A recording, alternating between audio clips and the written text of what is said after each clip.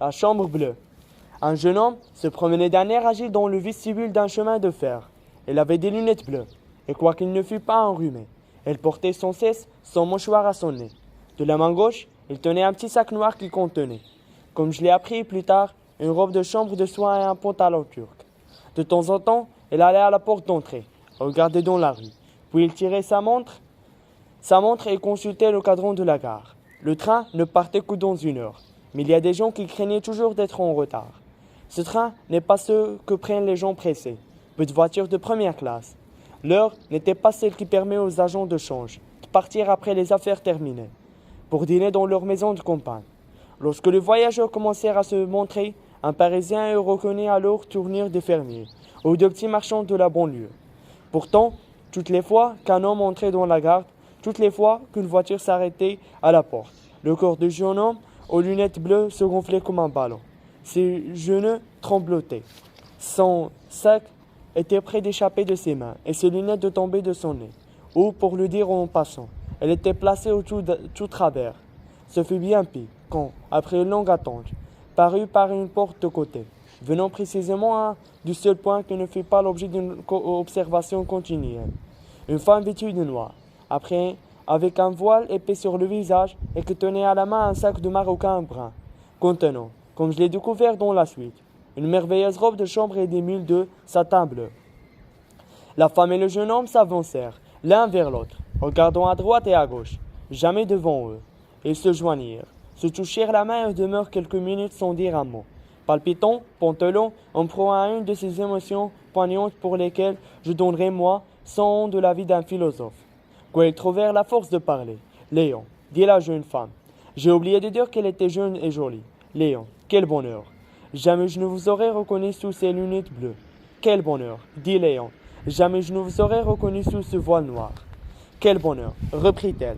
Prenons vite nos places. Si le chemin de fer allait partir sans nous, elle lui serra le bras fortement. On ne se doute de rien. Je suis en ce moment avec Clara et son mari, en route pour sa maison de campagne, où je dois demain lui faire mes adieux. Et ajouta-t-elle en riant et baissant la tête, il y a 1 heure qu'elle est partie. Et demain, après avoir passé la dernière soirée avec elle, de nouveau il lui serra le bras. Demain, dans la matinée, elle me laissera à la station, où je trouverai Ursule, que j'ai envoyée devant chez ma tante. Oh, j'ai tout prévu. Prenons nos billets. Il est impossible qu'on nous devine. Oh, si on nous demande nos noms dans l'auberge. J'ai déjà oublié. Monsieur et Madame Duruy. Oh, non, pas Duruy. Il y avait à la pension un cordonnier qui s'appelait comme cela. Alors deux mots. À la bonne heure, mais on ne nous demandera rien. La cloche sonna. La porte de la salle d'attente s'ouvrit. Et la jeune femme, toujours soigneusement voilée, s'élança d'une diligence avec son jeune compagnon. Pour la seconde fois, la cloche retentit. On ferma la portière de leur compartiment. Nous sommes seuls, s'écria-t-il avec joie. Mais presque au même moment, un homme d'environ 50 ans, tout habillé de noir, les graves et ennuyé, entra dans la voiture et s'établit dans un coin. La locomotive siffla et le train se mit en marche. Les deux jeunes gens,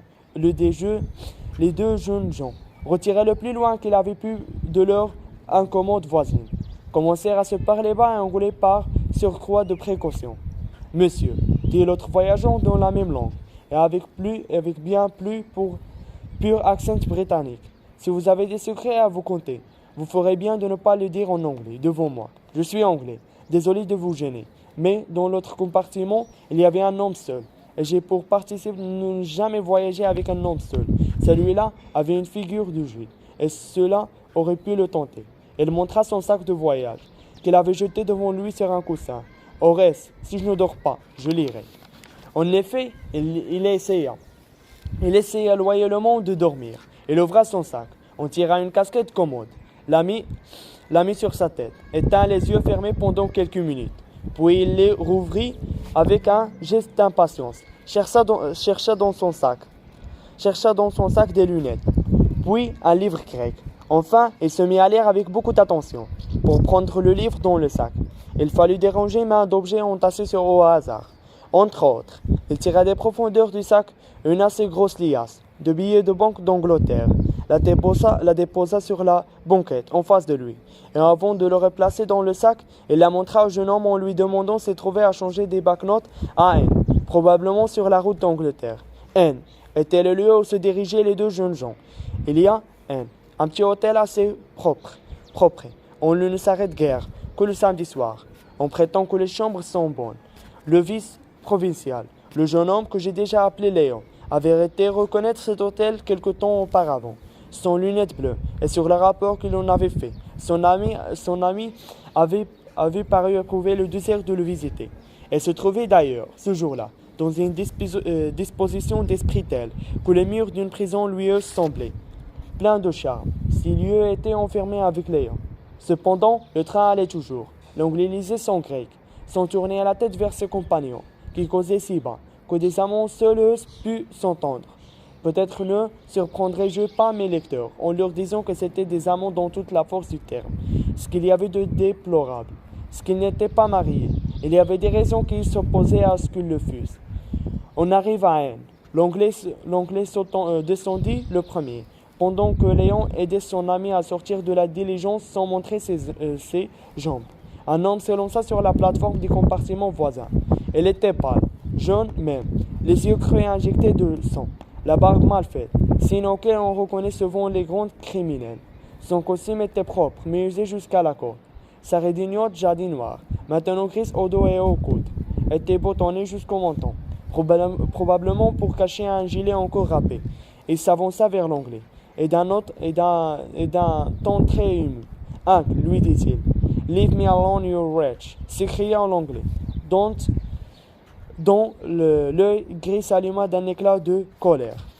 Et il fit un pas pour sortir de la station. « Don't drive me to despair !» reprit l'autre avec un accent à la fois lamentable et presque menaçant. « Veuillez être assez bon pour garder mon sac un instant », dit le vieil Anglais, en jetant son sac de voyage au pied de Léon. Aussitôt, il prit le bras de l'homme qu'il avait accosté, le mena ou plutôt le poussa dans un coin, où il espérait n'être pas entendu. Et là, il lui parla un moment d'un ton fort rude, comme il semblait. Puis il tira de sa poche quelques papiers, les froissa et les mit dans la main de l'homme qu'il avait appelé son oncle. Ce dernier prit les papiers sans remercier, et presque aussitôt s'éloigna et disparut. Il n'y a qu'un hôtel à N. Il ne faut donc pas s'étonner si au bout de quelques minutes, tous les personnages de cette verdique histoire s'y retrouvèrent. En France, tout voyageur qui a le bonheur d'avoir une femme bien mise à son bras est sûr d'obtenir la meilleure chambre dans tous les hôtels. Aussi est-il établi que nous sommes la nation la plus jolie de l'Europe. Si la chambre qu'on donna à Léon était la meilleure, il sera téméraire d'en conclure qu'elle était excellente. Il y avait un grand lit de noyer, avec des rideaux X. De Perse, on voyait imprimer en violet l'histoire magique de pyramides et Tibassé. Les murs étaient couverts d'un papier peint représentant une ville de Naples avec beaucoup de personnages. Malheureusement, des voyageurs désœuvrés, indiscrets avaient ajouté des moustaches et des pipes à toutes les figures mâles et femelles, et bien des sottises en prose et en vers écrites à la mine de plomb se lisait sur le ciel et sur la mer. Sur ce fond pendaient plusieurs gravures. Louis-Philippe, prêtant serment à la charte, de 1830. La première entrevue de Joly et de Sainte-Preux, l'attente du bonheur et les regrets, d'après M. Dubuff. Cette chambre s'appelait la chambre bleue, parce que les deux fauteuils à droite et à gauche de la cheminée étaient en velours d'Autriche, de cette couleur. Mais depuis bien des années, elle était cachée sous des chemises percalines, grises à galons amarantes, tandis que les servantes de l'hôtel s'empressaient autour de la nouvelle arrivée. On lui faisait leur offre de service. Léon, qui n'était pas dépourvu de bon sens, quoique amoureux, allait à la cuisine commander le dîner. Il lui fallait employer toute sa rhétorique et quelques moyens de corruption pour obtenir la promesse d'un dîner à part. Mais son horreur fut grande lorsqu'il apprit que dans la principale salle à manger, c'est-à-dire à côté de sa chambre de MM, les officiers du 3 Rossard, qui allaient relever monsieur MM, les officiers du 3e chasseur AN, devaient se réunir à ces derniers, le jour même, dans un dîner d'adieu où régnerait une grande cordialité. L'autre jura ses grands dieux qu'à part là, j'ai été naturel à tous les militaires français. Les hussards, Les chasseurs étaient connus dans toute la ville pour leur douceur et leur sagesse, et que leur voisinage n'aurait pas le moindre inconvénient pour madame. L'usage de Les officiers étant de se lever de table dès avant minuit. Comme Léon regagnait la chambre bleue sur cette assurance qu'il ne le trouvait pas médiocrement, et s'aperçut que son Anglais occupait la chambre à côté de la sienne. La porte était ouverte. L'Anglais, assis devant une table sur laquelle était un verre et une bouteille, regardait le plafond avec une attention profonde, comme s'il comptait les mouches qui s'y promenaient. Qu'importe le voisinage, se dit Léon. L'Anglais sera bientôt ivre, les hussards s'en iront avant minuit. En entrant dans la chambre bleue, son premier soin fut de s'assurer que les portes de communication étaient bien fermées et qu'elle avait des verrous. Du côté de l'Anglais, il y avait double porte. Les murs étaient épais. Du côté du hussard, la proie était plus mince, mais la porte avait une serrure et verrou. Après tout, c'était contre la curiosité une barrière bien plus efficace que les stores d'une voiture. Et combien de gens se croyaient isolés du monde dans un fiacre.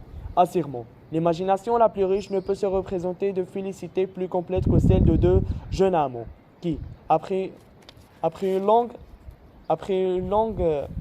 attente, se trouvent seuls, loin de jaloux et des curieux, en mesure de se compter à loisir de leur souffrance, passer et de savourer les délices d'une parfaite réunion. Mais le diable trouve toujours le moyen de verser sa goutte d'absinthe dans la coupe du bonheur. Jean Saint a écrit mais non le premier. Il avait pris un grec, que nul homme ne peut se dire. Aujourd'hui je serai heureux. Cette vérité reconnue, à une époque très reculée, par les plus grands philosophes, et encore ignorée par un certain nombre de mortels et singulièrement par la plupart des amoureux, qui en faisant un assez médiocre dîner dans la chambre bleue, de quelques plats dérobés, au banquet des chasseurs et des hussards. Léon et son ami eurent beaucoup à souffrir de la conversation à laquelle se livraient ces messieurs dans la salle voisine. On y tenait des propos étrangers à la stratégie et à la tactique, et que je me regarderais bien de rapporter. C'est une suite d'histoires, saugrenues, presque toutes fort gaillards, accompagnées de rires éclatants, auxquels il était parfois assez difficile à nos amants de ne pas prendre part. L'ami de Léon n'était pas une prude, mais il y a des choses qu'on n'aime pas à entendre. Mais en tête à tête avec l'homme qu'on aime, la situation devenait de plus en plus embarrassante.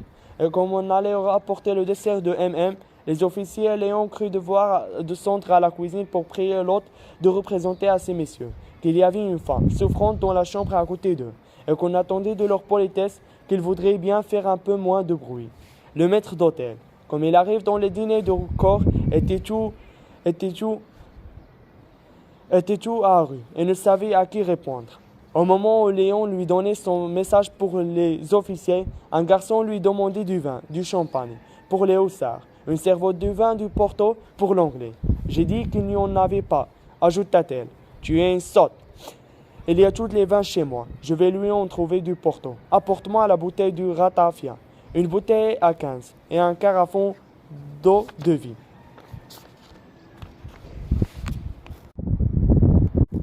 Après avoir fabriqué du Porto en un tour de main, l'hôte rentra dans la grande salle et fit la commission que Léon venait de lui donner. Il exista tout d'abord une tempête furieuse, pour une voix de basse, qui dominait tous les autres, demanda quelle espèce de femme était leur voisine. Et ce fut une sorte de silence. L'autre répondit, « Ma foi, monsieur, je ne sais trop que vous dire. Elle est bien gentille et bien timide. Marie-Jeanne, dès qu'elle a une alliance au doigt, ça se pourrait bien que ce fût une mariée, qui vient ici pour faire la noce, comme il en vient des fois. Une mariée s'écrièrent 40 fois. Il faut qu'il vienne intriquer avec nous. Nous allons boire à sa santé et apprendre au mari ses devoirs conjugaux. À ces mots, on entendit un grand bruit d'éperons, et les amants tressaillirent, pensant que leur chambre allait être prise d'assaut. Mais soudain, une voix s'élève qui arrête le mouvement. Il était évident que c'était un chef qui parlait. Elle reprocha aux officiers leur impolitesse et leur intima l'ordre de se rasseoir, de parler décemment et sans crier. Puis il ajouta quelques mots trop bas pour être entendu de la chambre bleue. Il fut écouté avec déférence, mais sans exister pourtant une certaine hilarité contenue. À partir de ce moment, il y a eu dans la salle des officiers un silence relatif et nos amants bénissants. L'empire salutaire de la discipline commencèrent à se parler avec plus d'abandon. Mais après tant de tracas, il fallait du temps pour retrouver les tendres émotions pour l'inquiétude, les ennuis du voyage, et surtout la grosse joie de leurs voisins avait fortement troublé. À l'orage, cependant, la chose n'est pas très facile. Ils leur bientôt oublié tous les désagréments de leur expédition aventureuse, pour ne plus penser qu'au plus important de ces résultats.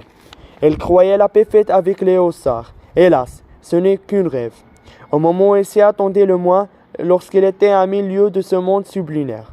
Voilà 40 fois trompette se tenir de quelques trombones qui sont l'air connu des soldats français. La victoire est à nous. Le moyen de résister à pareille tempête. Les pauvres amants furent bien à plaindre. Non, pas tant à plaindre, car à la fin les officiers quitteraient la salle à manger, défilant devant la porte de la chambre bleue avec un grand cliquetis de sabres et d'éperons, criant l'un après l'autre. Bonsoir, madame la mariée. Puis tout bruit cessa. Je me trompe. L'anglais sortit dans le corridor et cria: Garçon, apportez-moi une autre bouteille du même portant. Le calme était rétabli dans l'hôtel de Haine. La nuit était douce, la lune dans son plein. Depuis un temps immémorial, les amants se plaisent à regarder notre satellite. Léon et son ami ouvrirent le fenêtre, qui donnait sur un petit jardin, et en aspirèrent avec plaisir l'air frais qui embaumait un berceau de climatisme. Ils ne restèrent pas longtemps toutefois. Un homme se promenait dans le jardin, la tête baissée et les bras croisés, un cigare à la bouche. Léon crut reconnaître le neveu de l'anglais, qui aimait le bon vin de Porto. Je hais les détails inutiles. Et d'ailleurs, je ne me crois pas obligé de dire au lecteur tout ce qu'il peut facilement imaginer, ni de raconter heure par heure tout ce qui passa dans l'hôtel de Haine. Je dirais donc que la bougie qui brûlait sur la cheminée sans feu de la chambre bleue était plus d'un moitié consumée.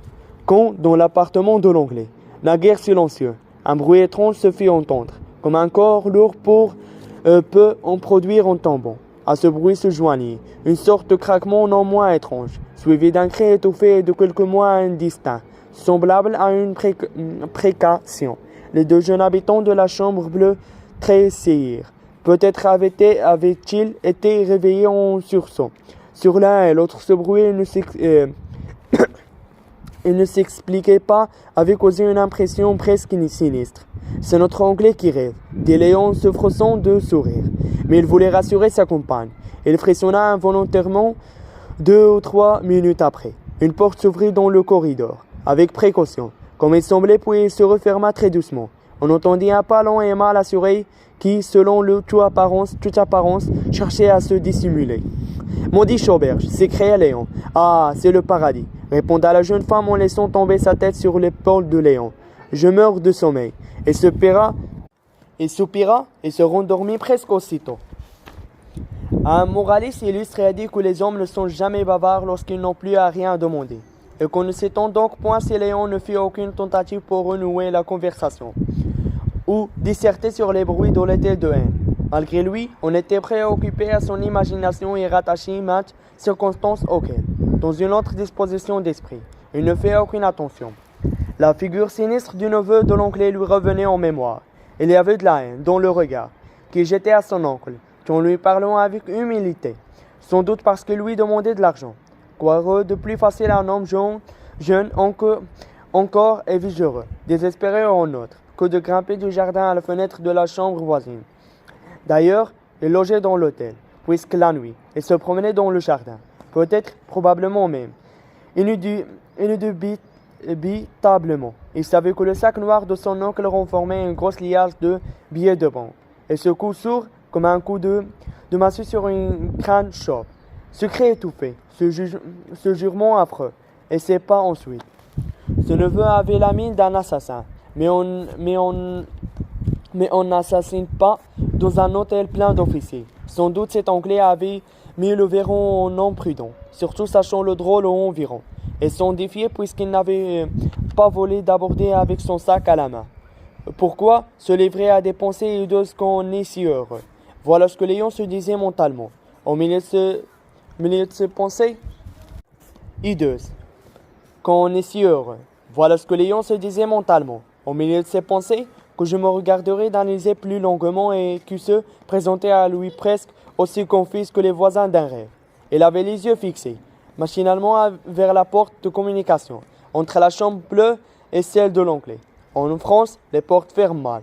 Entre celle-ci et le parquet, il y avait un intervalle d'au moins 2 centimètres. Tout à coup, dans cet intervalle, à peine éclairé par le reflet du parquet, parut quelque chose de noirâtre, plat, semblable à une lame de couteau, car le bord, frappé par la lumière de la bougie, présentait une ligne mince, très brillante.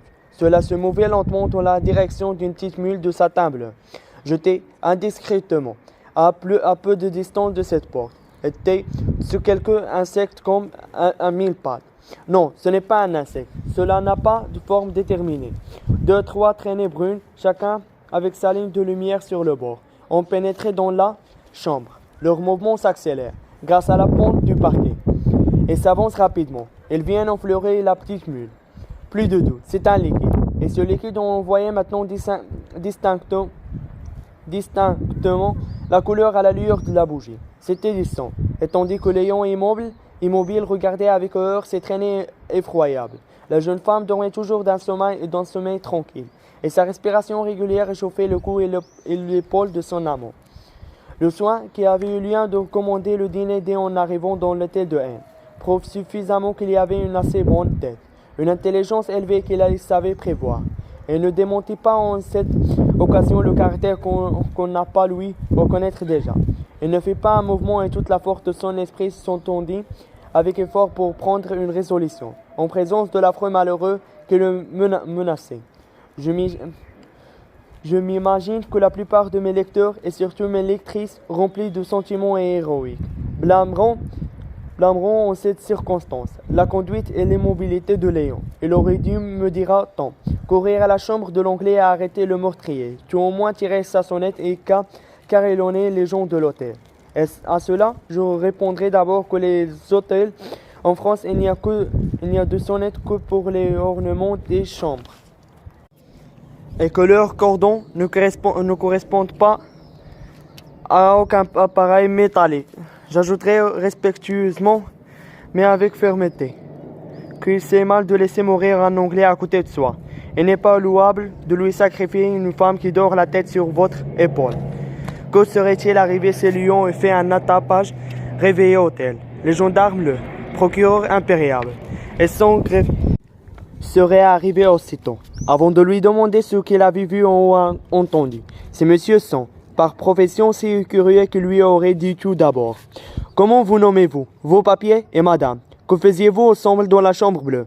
Vous aurez à comparaître en cour d'assises pour dire que le temps de tel à moi, à telle heure de nuit, vous avez été le témoin de tel fait. Or, c'est précisément cette idée de procureur impérial et de gens de justice qui, la première, se présenta à l'esprit de Léon. Il y a parfois dans la vie des cas de conscience difficiles à résoudre. Vaut-il mieux laisser égorger un voyageur inconnu, ou déshonorer et perdre la femme qu'on aime? Il est désagréable d'avoir à se poser un pareil problème. J'en donne en 10 la solution au plus habile. Léon fit donc ce que probablement plusieurs eussent fait à sa place. Il ne bougea pas, les yeux fixés sur la mule bleue et le petit ruisseau rouge qui la touchait. Il demeura longtemps comme fasciné, tandis qu'une sueur froide mouillait ses tempes et que son cœur battait dans sa poitrine à la faire éclater. Une foule de pensées et d'images bizarres et horribles l'obsédaient, et une voix intérieure lui criait à chaque instant: dans une heure, on saura tout, c'est ta faute. Cependant, à force de se dire: qu'allais-je faire dans cette galère?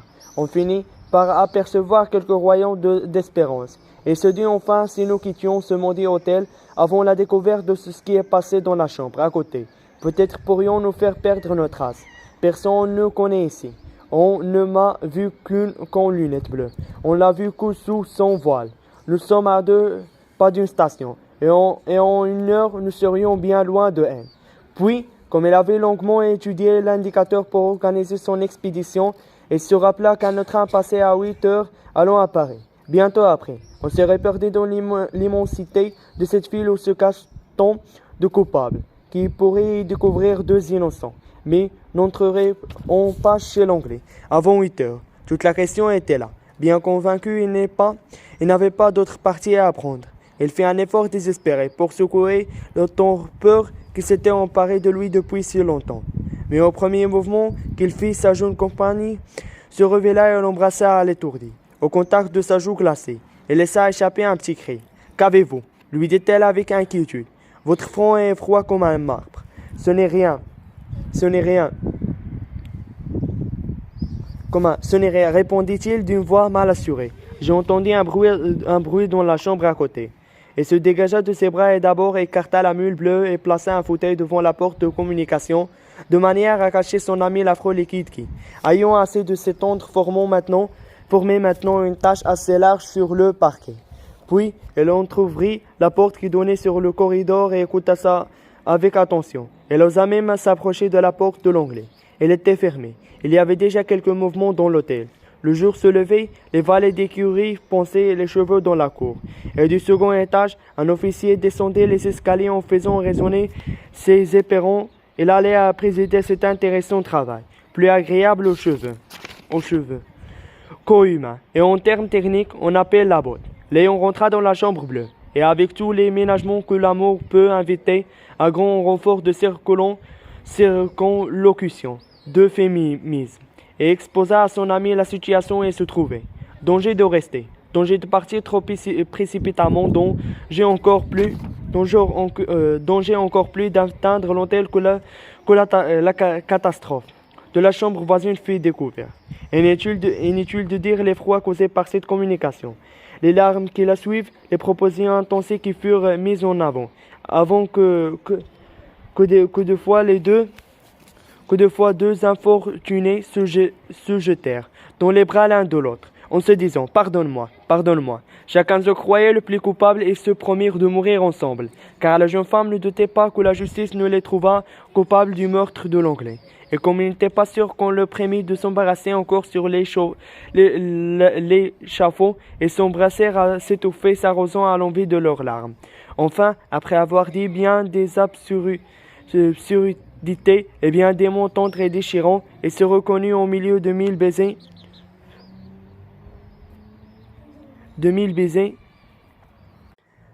que le plan médité par Léon, c'est-à-dire le départ par le train de 8 heures, était en réalité le seul praticable et le meilleur à suivre. Mais restait encore 2 mortelles heures à passer. À chaque pas dans le corridor, elles fermissaient de tout leur membre.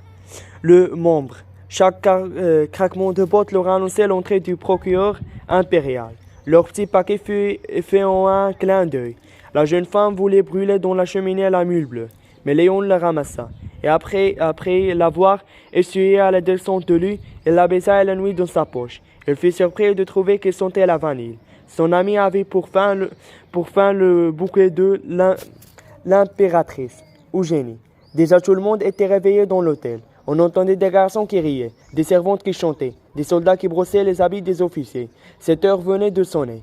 Léon voulut obliger son ami à prendre une tasse de café au lait, mais il déclara que sa gorge était si serrée. Il mourrait s'il essayait de boire quelque chose.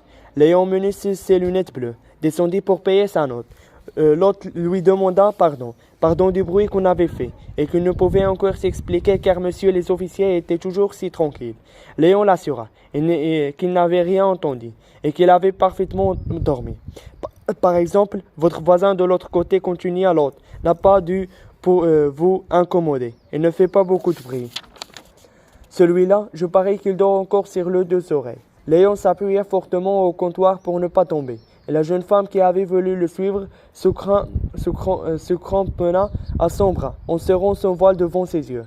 C'est un milord, poursuivit l'autre impitoyable. Il lui faut toujours du meilleur. Ah, un homme bien comme il faut. Mais tous les Anglais ne sont pas comme lui. Il y en avait un ici qui a un punk. Il trouve tout trop cher. L'appartement, le dîner, il voulait me compter son billet pour 150 francs.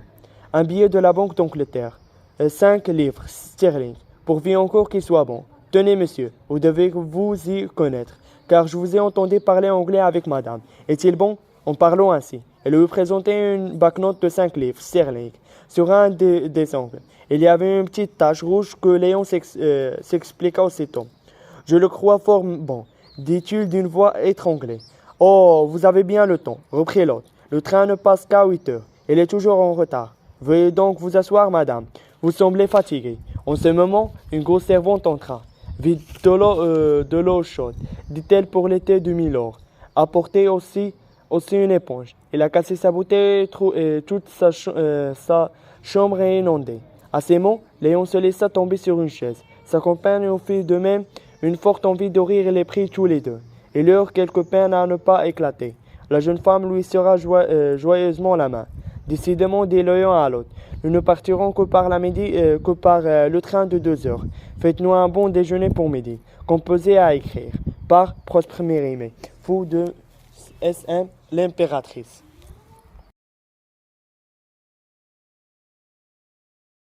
La chambre bleue.